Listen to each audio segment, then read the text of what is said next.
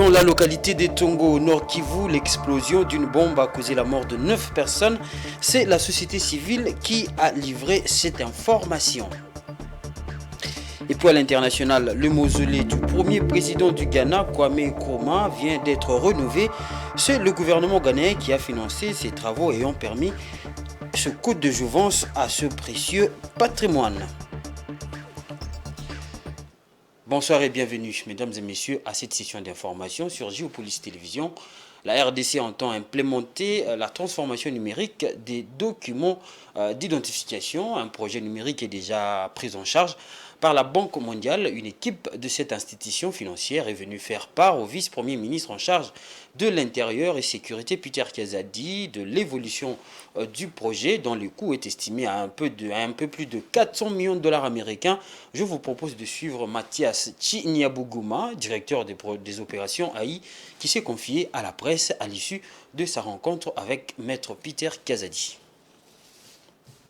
Nous sommes venus nous entretenir avec son Excellence au sujet d'un projet qui avait été sollicité ou demandé par le gouvernement congolais pour la transformation numérique.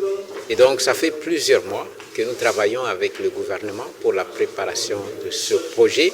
Un grand projet effectivement de 400 millions de dollars, peut-être un peu plus, dont le ministère de l'Intérieur tient une grande composante sur toutes les questions qui concernent l'identification et les états civils. Nous sommes venus voir son Excellence pour lui donner l'état d'avancement de la préparation du projet, mais aussi avoir ses orientations quant aux priorités de l'État congolais en ce qui concerne effectivement l'identification et les états civils.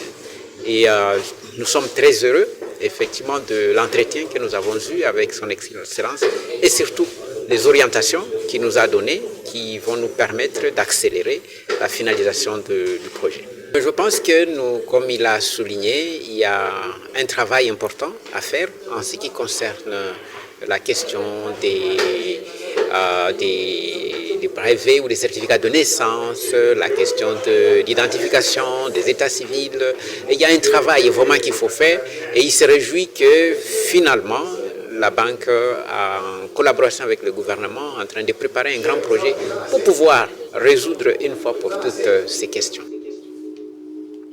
On va vite changer de chapitre pour parler des préparatifs des 9e Jeux de la francophonie qui se tiendront à Kinshasa du 28 juillet au 6 août 2023, qui sont aussi déjà à leur tout dernier virage. Ce jeudi, le vice-premier ministre en charge des Affaires étrangères et de la francophonie, le ministre de la Communication et Médias et celui des Sports, le directeur du comité national des 9e Jeux de la francophonie ainsi que quelques ambassadeurs francophones ont visité tous les sites qui vont abriter ces Jeux. Objectif est de palper du doigt ce qui se passe au stade des Martyrs, au stade Tata Raphaël, mais aussi à l'université de Kinshasa. Après la visite, ils ont fait le point. Suivez. Vous avez vu qu'il y a déjà des athlètes qui sont venus dans le cadre du Confégès, qui sont logés et qui sont nourris. C'était un grand pari parce que la République démocratique du Congo a hérité de l'organisation des Jeux simplement en 2 ans. Et donc tout ce que vous avez pu voir, que ce soit au stade de Martyrs, au stade Tata Raphaël ou à l'Unikin, d'autres bâtiments sont sortis des terres. Et donc c'est l'occasion de dire un merci à tous ces compatriotes et à toutes ces sociétés qui se donnent corps et âme. Et nous espérons que les athlètes qui viendront pourront être bien accueillis et que les Jeux pourront être organisés dans des conditions modernes. Nous avons fait un effort considérable pour un pays en guerre à l'Est, pour un pays qui est confronté à des problèmes de développement, la migration, une condition de vie de cette population. Je peux dire que nous sommes ceux qui n'ont pas voulu. Chacun a ses raisons. Ce sont des États souverains, des décisions prises par leur gouvernement. Mais nous disons tout simplement que nous aurions préféré que tout le monde ait pris le soin de venir voir ce qui se passe. Nous autres, chaque fois qu'on a eu à organiser les Jeux, qu'on nous y a invités, nous avons toujours été là-bas. Vous comprenez ? Donc c'est une erreur. La francophonie se veut une famille, peut-être pas au sens africain du terme, mais à tout le moins une communauté de solidarité. La Suisse a confirmé dès le début, on aura des athlètes et des artistes qui vont venir et je me réjouis aussi de pouvoir les accueillir ici, de jeunes hommes et femmes qui viennent ici dans l'athlétisme, dans les compétitions culturelles, afin de se mesurer aussi avec tous nos pays amis au sein de la francophonie pour avoir ces jeux ici à Kinshasa. On va rester dans le même chapitre. Les 9e Jeux de la francophonie, ce n'est pas que le sport et les athlètes, mais aussi et surtout la culture. Alors, comment la République démocratique du Congo prépare ses artistes? Dans combien de disciplines seront-ils alignés? La ministre des Cultures et Arts et Patrimoine, Catherine Katungu, donne des réponses.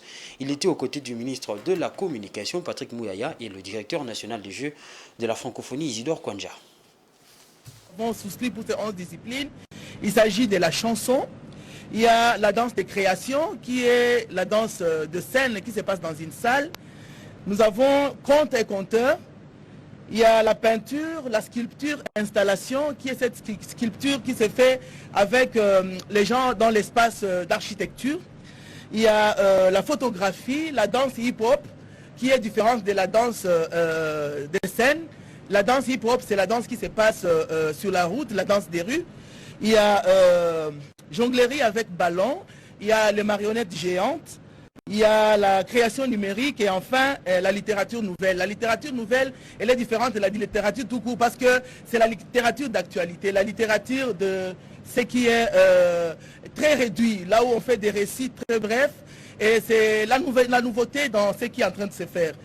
Les 11 disciplines sont en marche chez nous parce que nous sommes reconnus dans le monde étant un pays caractérisé par la danse, par la musique.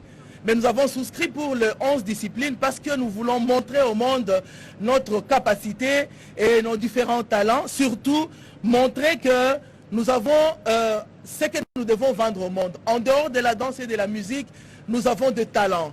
Nous avons des capacités dans les 9 autres disciplines et le monde ne sera pas déçu. Il sera vraiment satisfait du fait que nous sommes préparés correctement. Nous avons eu tout le temps parce que c'est depuis 2019 que les présélections ont commencé et jusqu'à aujourd'hui, les gens qui ont été présélectionnés et sélectionnés sont en train de se préparer correctement. Pour la question de la culture, je pense que nous sommes à temps et on n'a pas à avoir peur. Nous devons garder nos apaisements. Dans le domaine de sécurité et défense, le Conseil européen a adopté hier, jeudi 20 juillet, une mesure d'assistance d'un montant de 20 millions d'euros au titre de la Facilité européenne pour la paix afin de soutenir la 31e brigade de la réaction rapide des forces armées de la République démocratique du Congo. Ce soutien sera mis en œuvre par le ministre belge de la Défense. Pour rappel, la 31e brigade de réaction rapide est active dans l'Est de la RDC et le soutien de l'Union européenne renforcera les capacités et la résilience des FARDC dans une région marquée par la présence de plus d'une centaine de groupes armés. Dans le même registre, une bombe a explosé et causé d'énormes dégâts à Tongo, dans le territoire de Rutshuru, en province du Nord Kivu. Selon la société civile, 9 personnes ont été tuées et une dizaine de personnes ont été blessées. L'incident a eu lieu dans la nuit de mercredi à jeudi 20 juillet 2023. Les détails avec Rachel Misenga.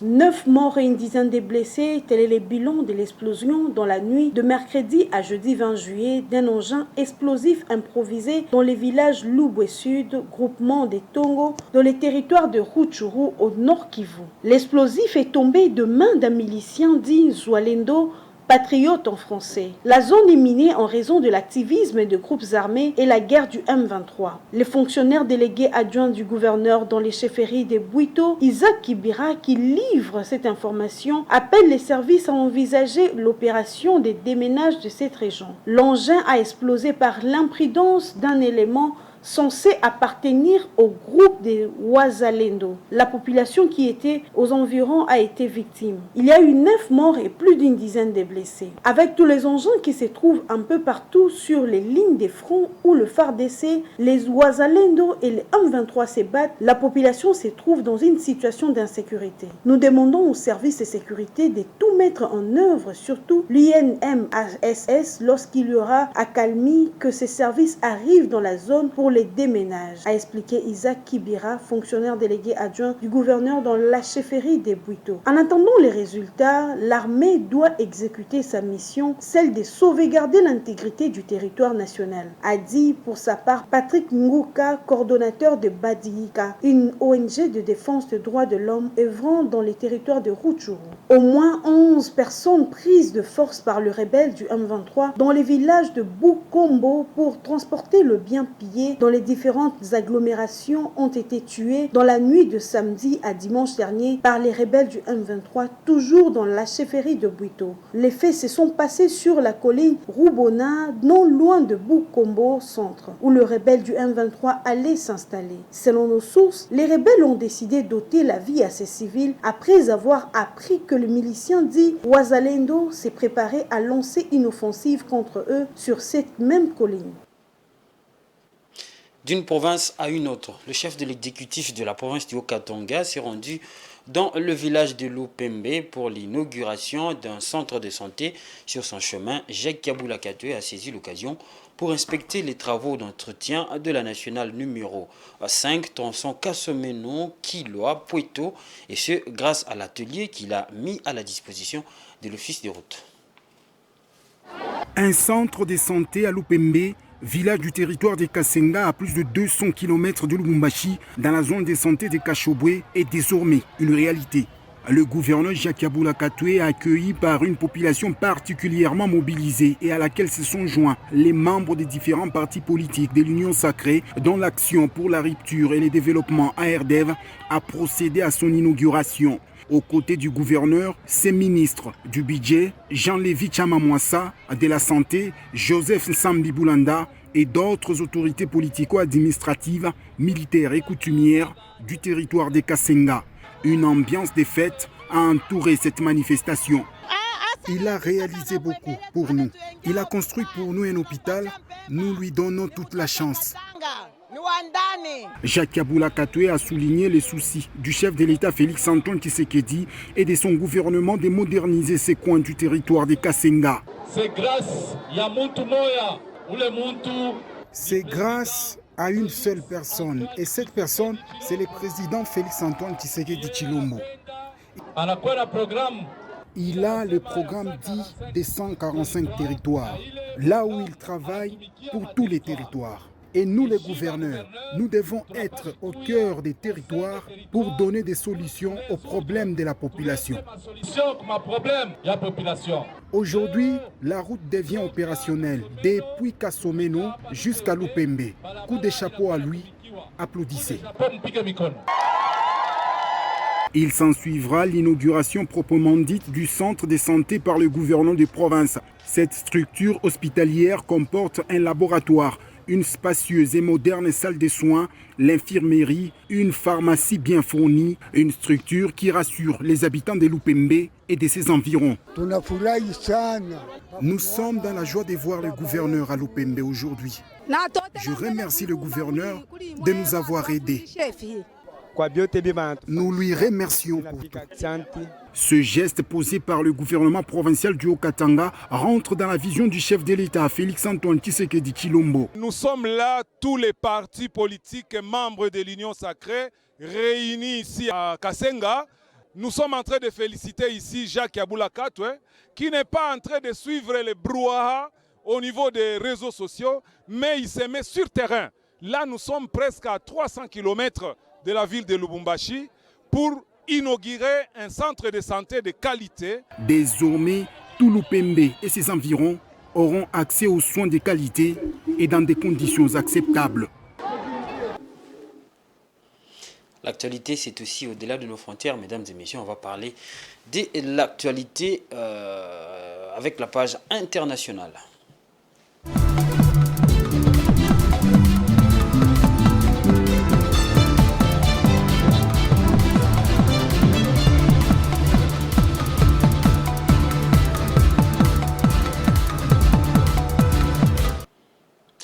moins 2 morts lors des manifestations de l'opposition à Nairobi, au Kenya. Des échauffourées sporadiques ont eu lieu dans les bidonvilles de Kibera, bastion de leader de l'opposition Raila Odinga, où la police a répondu au jet de pierres par des gaz lacrymogènes et des tirs à balles réels. Suivez nos amis d'Africa News.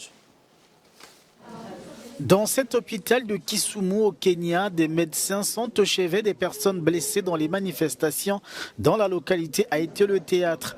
Jeudi, en effet, au 2e jour de l'appel à manifester lancé par l'opposant Raila Odinga, des affrontements isolés entre ses partisans et les forces de l'ordre ont eu lieu dans diverses villes, faisant au moins 2 morts et plusieurs blessés. Hier, nous avons reçu un total de 18 patients, dont un de Kondele avec une blessure profonde, un autre de Shulaimbo avec une blessure par gaz lacrymogène à l'oreille. Les 16 autres étaient blessés par balle. 3 étaient dans un état critique et ont été emmenés au bloc. L'un d'eux est décédé alors qu'il était soigné au bloc opératoire. Jusqu'à présent, nous avons emmené 5 personnes au bloc. À Kibera, bidonville de Nairobi et bastion de l'opposition, la police a aussi fait usage de gaz lacrymogène et de tirs à balles réelles. Des personnes qui disent n'avoir pas pris part aux manifestations. Je passais par l'échangeur de Kondele et j'ai rencontré des policiers qui frappaient les gens et leur lançaient des gaz lacrymogènes. Mais je ne manifestais pas, je passais juste pour rentrer chez moi à Nyamasaria et ils ont commencé à me frapper. Ils m'ont frappé à l'œil et à la nuque et ils voulaient me casser les mains, les dents et un de mes genoux. Amnesty International a condamné jeudi l'usage excessif, inutile et illégal de la force, y compris la force meurtrière contre les manifestants. Des voix appellent le président William Ruto et l'opposant Raila Odinga au dialogue. L'actualité internationale nous emmène au Ghana où il y a eu rénovation du mausolée de Kwame Nkrumah à Accra. Ce prestigieux parc mémoriel et mausolée rend hommage à l'âme, à l'esprit et à l'ambition du premier président du Ghana et père de l'indépendance. Suivez. Alors que le soleil se lève sur Accra, le mausolée Kwame Nkrumah rénové brille à nouveau. Ce prestigieux parc mémorial et mausolée rend hommage à l'âme, à l'esprit et à l'ambition du premier président du Ghana et père de l'indépendance. Construit en 92 par l'architecte Don Arthur, ce complexe commémoratif s'étend sur une superficie de 2 hectares. Son architecture ressemble à une épée inversée, symbole de paix dans la culture Akan. Ce mausolée est un flambeau de tranquillité au cœur de la ville animée d'Accra. Le bâtiment abrite la dépouille de Nkrumah, de même que celle de son épouse Fatia. Nous avons une galerie audiovisuelle, un espace où vous entrez et écoutez certaines des allocutions de Kwame Nkrumah, des discours qu'il a prononcés à différentes occasions, ainsi que sur les murs de la galerie certaines des citations qu'il a faites à différentes occasions. Les visiteurs peuvent en quelques heures toucher du doigt l'héritage politique et culturel de celui qui rêvait d'une Afrique unie. Les secrets de sa vie, son ambition pour un Ghana indépendant ont été rénovés. Depuis sa construction dans les années 90, cet édifice n'a jamais subi le moindre rafraîchissement. 70% des œuvres aujourd'hui n'existaient pas. Elles ont été ajoutées pour raconter correctement l'histoire du premier président de la République. L'histoire de ce révolutionnaire et visionnaire a été couronnée de réussite. Après avoir mené l'ancienne Gold Coast à l'indépendance en 1957, Kwame Nkrumah, en panafricaniste convaincu, cofonda l'Organisation de l'Unité africaine. C'était un leader visionnaire et je crois que la mise en place d'un parc mémorial pour lui rendre hommage est une bonne marque d'attention pour montrer notre reconnaissance pour la vision qu'il avait pour le pays.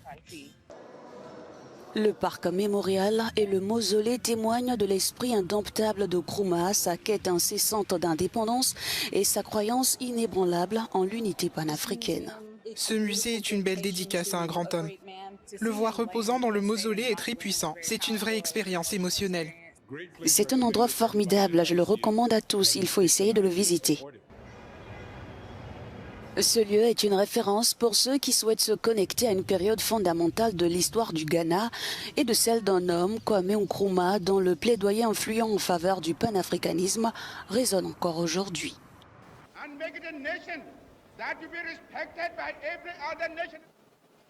Voilà, c'est sur cette note que nous mettons un terme à ce journal, mais avant de vous quitter complètement, je vous rappelle les différents titres. Dans la localité de Tongo, Nord Kivu, l'explosion d'une bombe a causé la mort de 9 personnes. C'est la société civile de la place qui a livré cette information. Et puis à l'international, le mausolée du premier président du Ghana, Kwame Nkrumah, vient d'être rénové. C'est le gouvernement du Ghana qui a financé ces travaux qui ont permis le coup de jouvence à ce prestigieux patrimoine. Voilà, ça n'est fini pour ce journal, mesdames et messieurs. Merci de l'avoir suivi et restez branchés sur le programme des Géopolis Télévision.